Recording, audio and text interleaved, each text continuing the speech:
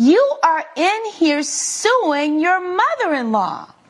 I don't mean, understand. Clearly there is more going on than this $1,500 claim. Why is it necessary for you to be in court with your mother-in-law? So you've got your mother-in-law on one side of the court, and you're standing here with your husband. So this has got to be tough for you. You've got your wife right here. You've got your mother on the other side of the courtroom. What in the world is going on? Your Honor, I've tried to establish a relationship with my mother-in-law, but it's been near impossible. Like, this woman has made it clear that she does not like me. Why doesn't she like you? I don't know. I always try to engage in conversations with her. I try to plan events for us to go to, but she's clear about her distaste. So I try to I still try to keep it, amiable. So, all right. She says that you don't like her. What's going on? That's not true. I love her. I love you do? Yes, I do. That's a very different story from what she just said. Well, what's going on between the two of you all, honestly? Well, my son, I raised him to be a good man. And since she has come into his life, he's late for everything. She doesn't want to come when he comes over to the house. He's alone. She doesn't fix dinner for him. All she does is complain. She stays at home. I've tried to take her under my wing and nurture her and show her the ropes of a wife and a potential mother, but she's just very rude and adamant about doing things her way. All she does is look at the TV and swipe, swipe, swipe, swipe. That is not true. Wait a minute. You said you love her, and then you went on a long list of things that you don't like about her. Come on. All right. Obviously, Craig, you're caught in the middle of this. What's going on? What's going on between your wife and your mother? Yeah, my mom's been on me for this for a long time. These are both the love of my life. I couldn't do anything without them. It's unfortunate. It's all about this dress. Mom used it by accident. It's all right, Mom. It wasn't an accident. No. All right, so let's get down to the core of why you all are here. What's going on with this dress? Tell me about this dress. Okay. So, my mother-in-law here offered to hold our things after our wedding. We got married a little over a year ago. We had our honeymoon and she was keeping our things. So when we came back, she was having her vow renewal.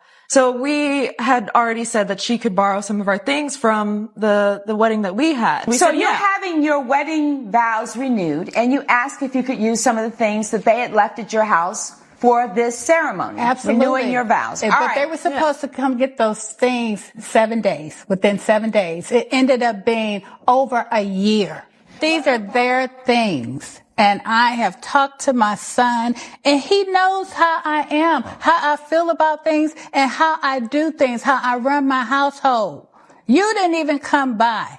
Did you say, listen, did you give him a deadline? Say, hey, come here, get these things by next Saturday, or I'm donating them?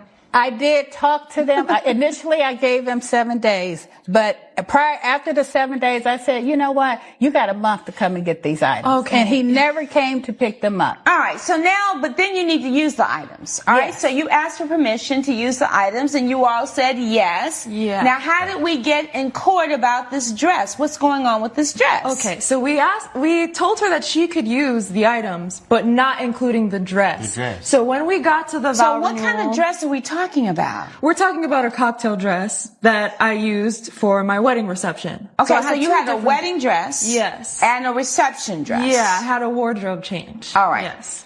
So the original dress was a little too ball gowny for the reception, so I wanted something lighter. So I had a couple of options in mind, and I even reached out to her like I always do, asked for her opinion on what dress I should choose. She was certain and she was adamant about this specific dress, even though I had something else in mind. But I was like, okay, like this is a bonding experience for us. So I chose that dress. And a while after, when she had her vow renewal, we showed up. I saw that the dress she was wearing, it looked familiar. And then I realized that it was my dress that she had made alterations to for her vow renewal. That is the truth. So you altered the dress? I altered you wore the dress? Yes.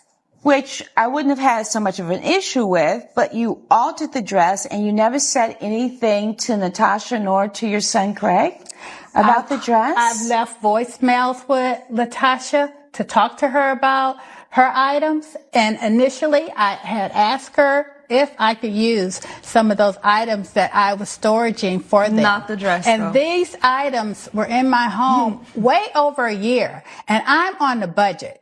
And again, the dress, if I had not worn it that day, it would still be at my house today.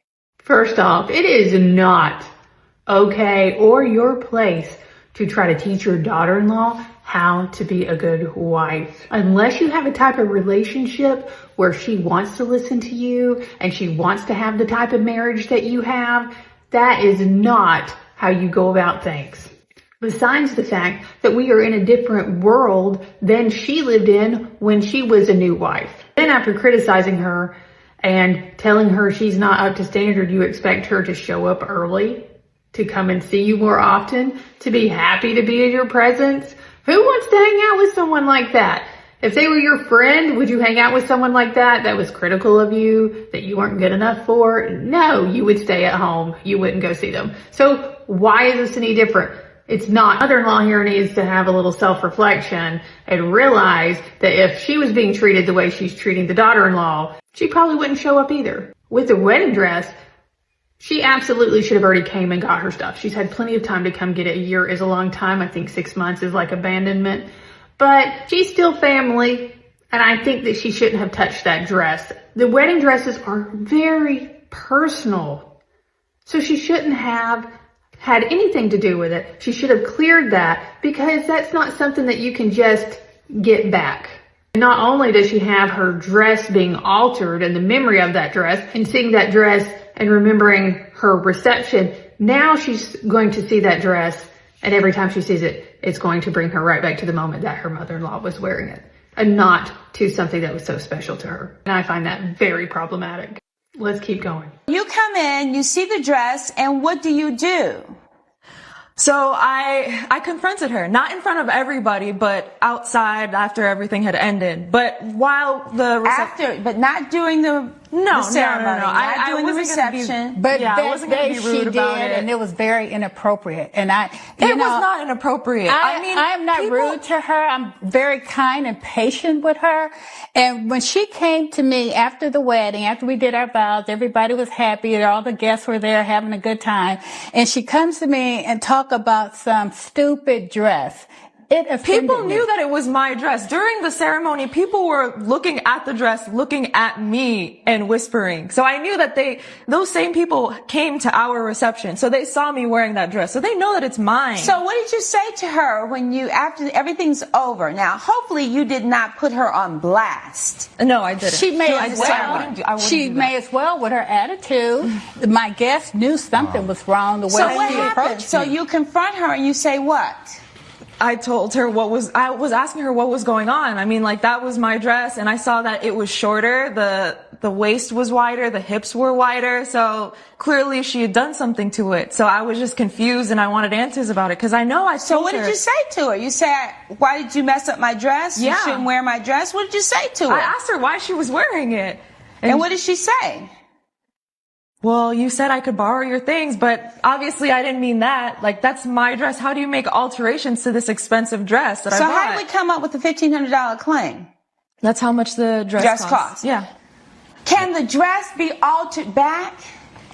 No, Your Honor. Well, it could. It could. It could, Craig. Yeah. It could. Thanks, somebody is acting like they got some sense in here today. How much did you pay to have the dress altered? I paid $70. 70. Oh, that's probably not enough. Okay, so I'm going to give you $150 to have the dress altered back. I want the dress back in the next 24 hours when you get home. And I want you all have a week to go get everything out of her house. You understand? Everything out of the house. You're going to get the dress altered, to her satisfaction. You're going to have her go over, have the dress refitted, have it altered back the way it should be for her to have the dress back. Are we clear? Yes. But this is more important than the $150. Do you understand this? Do you understand this?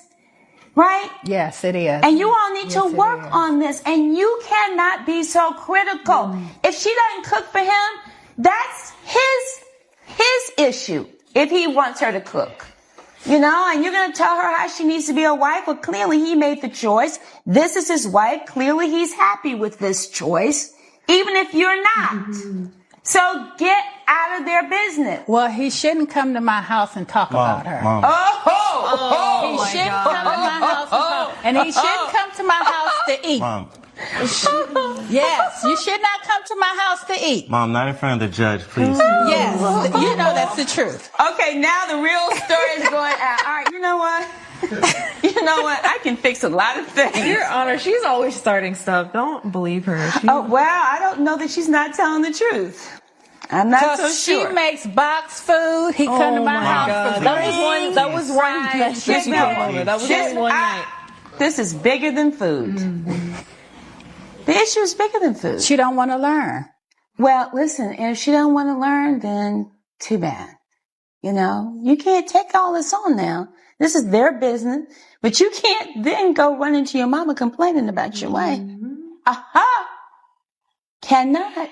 Doesn't work that way. Yes, Your Honor. Right? And if she's not cooking and then you run over and eat all your mama's food, you know what I'm saying? You know, I know. Them grits, you know? What? The grits. She makes the best grits. I know. Well, you know, listen. You know, look, Natasha, I've never been a good cook. My mother-in-law was an exceptional cook. My mother is an exceptional cook. I couldn't cook, you know? I mean, it's just, hey, it is what it is. And maybe you make the effort to do a little better, and maybe you all eat out. I don't know what you're going to do, but I know that what's happening between you all is not working. You all need to get it straight. All right? Judgment for the plaintiff in the amount of $150 to have the dress altered back to the way it was. You all need to work this out. Are we clear? Yes, ma'am. If nothing further, judgment for the plaintiff, for reasons I've stated, will stand adjourned. That is absolutely not okay. I would have fell out if I knew that my spouse was over there talking about me to his mom. So how is she supposed to like you? Your parents are typically going to side with their child. So if you're over there and you're painting your wife in a bad light, she is going to automatically side with you. It is never a good idea to talk about your spouse to your family or your friends. You might have one trusted person to talk about some of the things you're going through, but you should not be downing your spouse. This is the person that you pick to marry. You should be supporting them, loving them, helping them improve, encouraging them, speaking well of them. That's how you build a marriage that lasts and a friendship that keeps growing. When you're doing all these other things, what he's done is just caused division. And if I was her, and you might think this is extreme, but I would divorce him. At this juncture in this courtroom, he was still more on his mom's side than on his wife's side. He might have been standing there, but he wasn't supporting her side. He was the one still telling the stories about her. He was still talking about how mom's got her grits instead of, yes, I picked this wife. I need to work things out with her and we can find a solution to this because she's my number one. Probably some enmeshment involved there between him and his mom. She's going to keep getting the short end of the stick if she hangs around because it's not going to change. Back to the wedding dress. I don't know that it could be altered back. If she widened it, yeah, they might can take that in. But if they shortened it, it's going to be a lot harder to add length back to a dress. And then she's already wore it. So that's part of the issue. It's not just the alterations. Is that the woman had it on her body. And now there is that memory associated with that dress.